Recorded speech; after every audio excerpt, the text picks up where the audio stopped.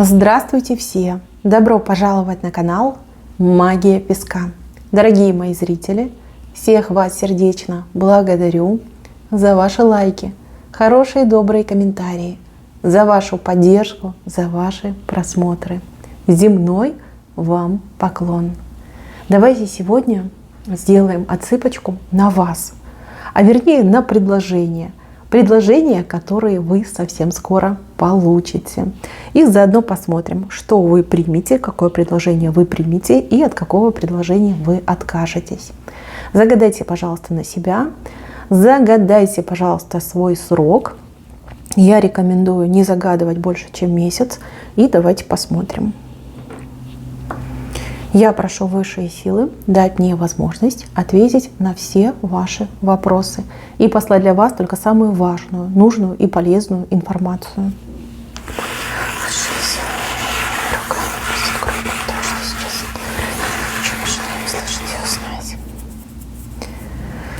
Так, ну что, кто что вам будет предлагать? Здесь у вас вышла маленькая утка с длинным носом, повернутая в левую сторону. В принципе, предложение, такое, знаете, неказистое. Но если речь идет о заработать прямо здесь и сейчас, буквально, да, сегодня поработал, сегодня деньги получил, то да, предложение хорошее. Какая-то работа, какая-то подработка временного характера. Либо несколько раз, либо единоразово. В принципе, по деньгам не обидят, но если мы говорим о том, что это подработка и это разово, либо несколько разово, то много денег не заработаете. Если для вас вот прям каждая копеечка на счету, то предложение очень хорошее. Здесь работа не пыльная, работы будет немного, ответственность минимальная, но оплата, соответственно, очень хорошая вам вышла. Поэтому вот уточку эту вы ловите. Если вы в такой работе не заинтересованы, пусть плывет себе дальше. То есть здесь один раз, либо несколько раз. Так что постоянно нет. Нет, это не постоянно. Так, с левой стороны вышел мужик. Мужик, который на вас глаз положил. Причем здесь его интересуют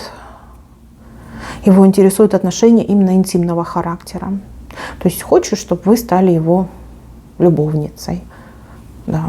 Вот как-то так. Не готов он к серьезным отношениям. И, в принципе, они ему, наверное, не нужны, потому что он хвостатый, скорее всего, семейный.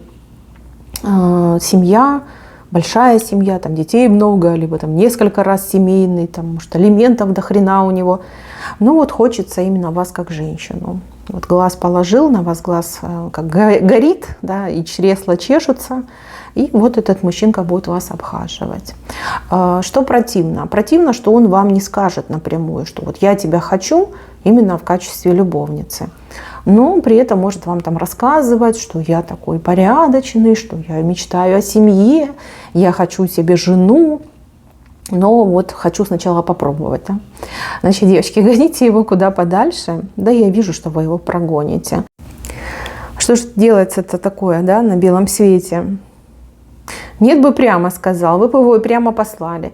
А тут еще мозги попытается вам запудрить. Вы крутой орешек, я вижу. Вы сразу поймете, что что-то тут дело нечисто. Может быть, даже с ним на свидание сходите, а потом, знаете, как раскусите его, скажете, ах ты паразит такой. И пошлете его действительно на небо за звездочкой. Да, вот именно желание, чтобы вы стали любовницей. Кто-то из вас, например, сейчас скажет, и что? Я тоже не хочу, например, замуж. Может, мне тоже интересны такие отношения. Девочки, сразу предупреждаю, мужик абсолютно не путевый. Он в долгах, как в шелках. Он, как, знаете, этот воздушный шарик, в котором ничего нет. Ничего нет, кроме воздуха. Красивые слова. Даже, знаете, такой может и в ресторане за вас не заплатить. Либо сказать, ой, я деньги дома забыл. Давай ты сегодня заплатишь, а я тебе отдам. Вот, понимаете, может за ваш счет. И чтобы и вас поиметь, да, и за ваш счет что-то поиметь. Поэтому, девочки, нехороший мужик. Нехороший, и нужно ему только это, интим.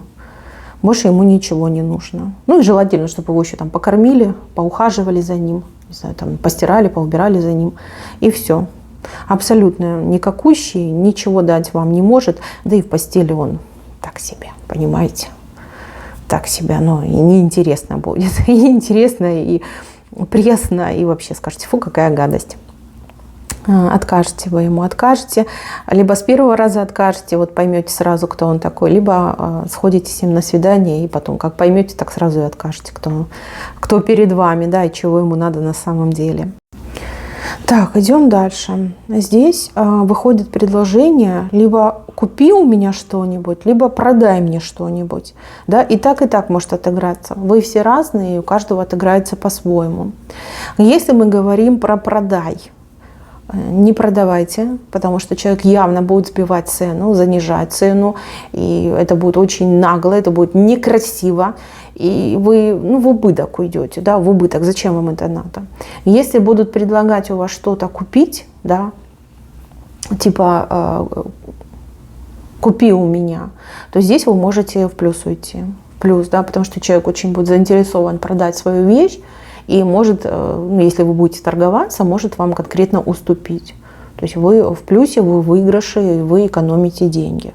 В принципе, здесь хорошее предложение. Значит, продавать пока не продавайте, потому что душу вытрясу, да, чтобы вы там скидку дали такую, что прям чуть ли не бесплатно бы отдали. А если вам будут предлагать что-то купить, покупайте, потому что будут давать хорошую действительно скидку, и вам это будет в плюс. Так, следующий момент. Мост. Мост с правой стороны. Здесь кто-то в друзья вам будет набиваться, в друзья, в подруги. И человек прям будет предлагать, я не знаю, там, куда-то сходить вместе, пообщаться, что-то вместе сделать, предлагать свои услуги, либо вас о чем-то просить. В принципе, человек неплохой, но при всем при том, вы либо не намерены иметь новых друзей, либо вы этого человека плохо знаете и не любите, когда люди вот сами набиваются вам в друзья. Мои хорошие, здесь совет такой: с правой стороны это все вышло. В принципе, человек, возможно, вам и пригодится, пусть не сейчас, но в будущем. Вы можете ведь дружить на расстоянии, может быть, не каждый день дружить, потихонечку сближаться, потихонечку, да. Не отказывайте, дайте шанс этому человеку. Просто скажите, что вот я занят, да, я занята, у меня нет столько времени, чтобы там с тобой каждый день общаться. Вот, от времени, да, время от времени с этим человеком дружите. Здесь мост очень хороший вышел.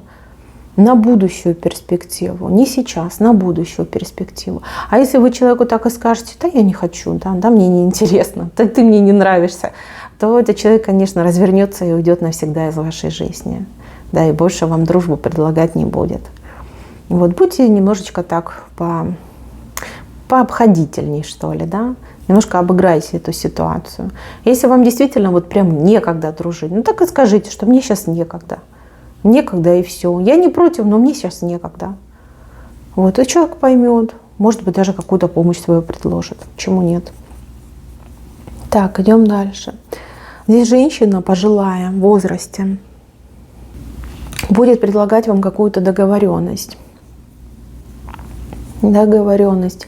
Не могу сказать, по какому вопросу, но женщина, несмотря на то, что она в возрасте, она очень хитрая женщина. Она воспользоваться хочет вами, и договоренность свою выполнять она не будет, в принципе не будет. Может быть, она не вам первой предлагает, да, здесь намерение именно обмануть. Вы так на нее посмотрите, скажете: пожилая женщина, навряд ли она будет меня обманывать. А она обманет, причем и глазом не моргнет. Кто эта женщина вам, я не могу сказать, но раз вы с ней общаетесь, значит, вы знакомы. Вот она вам так и скажет: вот давай. Хочешь, там за мной досматривай, а я тебе там квартирку перепишу. А потом окажется, что у нее куча родственников, на которых она оставила эту квартиру. Да? Либо, может быть, там соседка какая-нибудь, там хитрость какую-то придумала, вот придет и будет вам предлагать. Женщина пожилая вышла. Пожилая и очень хитрая. Так, следующий момент. На работе. На работе вам могут что-то предлагать, возможно, какие-то другие обязанности, кого-то заменить, подменить, может быть, даже на какое-то обучение сходить, на какие-то курсы сходить. Да, вот такие вопросы, знаете, профессионального характера. В принципе, здесь вас ценят на работе, здесь вас уважают, к вам действительно присматриваются. Может быть, вы немножко как еще так в тени находитесь, себя еще до конца не раскрыли, либо у начальства вашего самого высшего есть какие-то сомнения относительно вас, потому что вы делаете свою работу, но делаете как-то тихо, да. Может быть, кто-то другой присваивает ваше достижение себе, а вы ведь молчите, и все думают, она просто там сидит, что-то делает, да. Что она там делает, неважно. Ходит на работу, ходит, спокойная, ковыряется в своей работе, ковыряется. Вот. А насколько вы действительно хороший сотрудник, талантливый сотрудник, многие не догадываются. Но будут предлагать попробовать, может быть, в какой-то другой отрасли, может быть, какие-то доп. Функции, может быть, действительно кого-то подменить, заменить, может быть, пойти какую-то стажировочку пройти, да, какие-то новые знания получить. Соглашайтесь. И не бойтесь своего руководства, не бойтесь говорить, не бойтесь показывать, не бойтесь себя похвалить. То есть ваша проблема, вот как я ее вижу, это то, что ваше начальство вас не рассмотрело. И, в принципе, да, отчасти здесь ваша вина, потому что вы излишне скромный человек. Человек, который не привык себя рекламировать. Вот. И сами понимаете, что из этого вышло. Надо быть поактивнее, занимать более активную позицию. Не думайте, что подумают, что вы нахалка, либо наглый мужчина. А думайте о том, что вас просто недооценивают, потому что вас банально не знают. Вы слишком тихий человек. Вот. Постарайтесь выделиться. А предложения эти, пожалуйста, принимайте. Это ваш шанс показать, кто вы есть, что вы целеустремленный человек, что вы ответственный человек, что вы можете и знаете лучше и больше, чем другие. Да. Момент, когда можно себя показать с лучшей стороны. Так, следующий момент. Здесь вам кто-то будет предлагать кого-то взять к себе. Кого-то, это я имею в виду какое-то животное. Прям будут навязываться. Вот возьми котика, да, либо возьми щеночка. И прям, да, чуть ли руки вам не будут заламывать, выкручивать. Вот возьми и все. Мои хорошие, если вы не готовы, вот, да, взять на себя такую ответственность, не берите. Чтобы кому-то сделать приятное, оно того не стоит. И опять же, если вы не чувствуете, что вот животное ваше, тоже не берите. Не берите. Не надо. Это действительно большая ответственность. И за животных очень спрашивают свыше. Да, вот насколько ты хорошо ухаживаешь, насколько ты любишь, заботишься, там, кормишь. Зачем вам нужна эта головная боль? Если у вас есть другие заботы, если у вас есть другие обязанности, то лучше не стоит. А если вы говорите, что да, хочу, люблю, мечтала, и животное прям вам с первого взгляда очень понравится, да, вот как почувствуете взаимное притяжение, то тогда, конечно, да. Конечно, да. Но мне не очень нравится этот человек, потому что слишком назойливо будет вас принуждать, даже не предлагать, а принуждать к тому, чтобы вы взяли животное. Да, может быть, даже животное не совсем здоровое. Да, и человек думает, ой, поскорее избавиться, да, сбагрить с рук. Пусть кто-то другой лечит, не я. Такое тоже может быть, вот, чтобы вы были к этому готовы. Но мне вообще кошечка вышла на самом деле. Вот. Может быть, и другое животное, может и собачка быть. У каждого, конечно, по-своему отыграется. Так, дальше. Здесь кто-то будет вам предлагать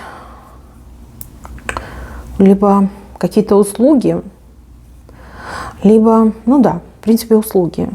В принципе, люди вы все разные, да, кто-то хотел бы, может быть, профессиональные услуги получить, может быть, какую-то профессиональную помощь, уход может быть какой-то профессиональный, да, все разные. Кто-то блогером хочет стать и ищет себе коуча-наставника. Кто-то хочет хорошего косметолога найти, там, чистку сделать, либо какие-нибудь укольчики поколоть. Кто-то массажиста ищет, кто-то юриста ищет. Да? Каждый по-своему, да, живет.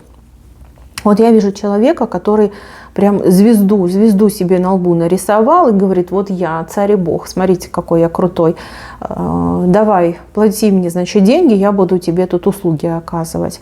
Человек мошенник, человек ничтожество, человек пустота, человек сам себе эту звезду на лбу нарисовал, а она ведь рисуночек, понимаете, ничего за ней нет, ни знаний, ни практики, никакой ответственности этот человек не берет. Все, что интересует этого человека, это получить с вас честно заработанные деньги, вами честно заработанные, ну а этим человеком, соответственно, не заработанные. Вот. Какой-то прям наглый очень человек, и прям себя будет так нахваливать, копытцем в грудь бить: да я, да вот, у меня там 1000 миллионов клиентов довольных, да я такой, да я сякой, да я там супер занятой. А на самом деле прям за вами ходить будет и уговаривать. Девочки, когда вы такое видите, просто разворачивайтесь и уходите. Человек, который действительно профессионал, он ни за кем бегать не будет, никому цепляться не будет. Да? Действительно, там будет и очередь, и подождать придется, а не так, что вот ты давай, и я прямо сейчас тебе сделаю. Нет, так это не работает. Ну, сами представьте, да, если человек делает хорошо свою работу, сколько желающих к нему попасть, либо к ней попасть. И неважно, чего это касается. Там очереди стоят, люди ждут. А тут, смотрите, как сам прицепился, как банный лист, либо прицепилась, и все. Вот давай мне, и все. Вот давай я тебе сделаю. Зря только деньги потратите, да еще и кто-то в убыток уйдет, исправляя ошибки этого человека. Особенно если это касается, там, например, косметологии, либо каких-то других более серьезных вопросов. Вот если к вам навязываются, у вас должна быть реакция: так, стоп, надо разобраться, с какого ты мне навязываешься, если ты так себя хвалишь. Не нравится мне этот человек, и мне не нравится, что вы немножко так очень скромны. Вы можете даже и позволить, чтобы вас уговорили. Поэтому вот песочек прям предупреждает. Наводи справки, бери реальные отзывы. Тогда ты четко будешь понимать, кто перед тобой. Не вот эти отзывы в интернете, которые они сами себе строчат, а от реальных конкретных людей, которые пользовались услугами этого человека. Вот такие отзывы нужно принимать на веру. Так, дальше идем. Девушки, женщины, кто общается в интернете. Жених, парень, просто знакомый, будет вам предлагать то ли свидание, то ли какую-то поездку. А вы так, знаете, вроде порадуетесь, а потом посидите и подумаете: ой, а я ж ничего про него не знаю. Да? Не знаю, что мы в интернете общаемся, я ж не знаю, ни паспорта не видела, ничего. Знаете, прям так задумаетесь и правильно сделаете. И правильно сделаете. Человек вроде как предлагает, а потом в последний момент раз и соскочит. Да, а вы деньги потратили, а вы билет купили. Либо он вам будет говорить: вот бери отпуск, я тебе билет куплю. Вы отпуск возьмете, а он не купит. Вот, да. Там человек такой, знаете, какой-то хитро... У одних отыграется, что очень хитренький, да, голову морочит, а у других отыграется, что наоборот, человек, который хочет вас проверить. Вот насколько вы там серьезные, либо насколько вы готовы там, не знаю, к отношениям. Да, человек может вам там говорить: давай приезжай, там, приедешь ли ты ко мне. А вы говорите: да, приеду. Билет купишь, я сразу и приеду. Вот ты билет покупаешь, а я там через неделю приезжаю. Да? Вот так и говорите. Все. Купит билет, поедете. Не купит. Так куда дальше и пошлете. Сами деньги не тратите, билеты вы не покупайте. Понимаете, чтобы он там вам не рассказывал. Потому что и так может отыграться. Здесь вот прям посерединке предсказания вышло, и в ту сторону клонится. Ну, опять же, вы все разные, да, вы все разные. Дождитесь, пока он купит. Вот реальный билет, вот как купит вам, тогда уже и будете думать. Вы всегда можете передумать. А свои деньги не тратьте. Так, еще кто что вам будет предлагать? Но здесь кому-то работу будут предлагать. Работу не по вашему профилю. То есть у вас есть какая-то специализация, либо профессия, да, то, чему вы учились, либо то, в чем у вас есть опыт. А то совершенно не по профилю. То есть то, чего вы не знаете, никогда не делали, и в принципе, да, это не ваш уровень. Вот вам будут предлагать такую работу. С правой стороны вышло. Если вы хотите в жизни своей все поменять, и если вы хотите... Ну, я не могу сказать, что прям с самого начала начать. Нет, скорее как смена рода вида деятельности. Вот если вы этого хотите, то принимайте. Вы начнете с самого низа, но очень быстро подниметесь наверх. То есть вы сами по себе человек очень умный, очень талантливый и трудоспособный. Ну, в отличие от многих, как говорится, вам будут предлагать самую низшую ступень, но очень быстро, ну там люди адекватные, очень быстро поймут, кто перед ними. И вас действительно вот как вырастят, очень быстро вас вырастят до высокой позиции, до высокой должности.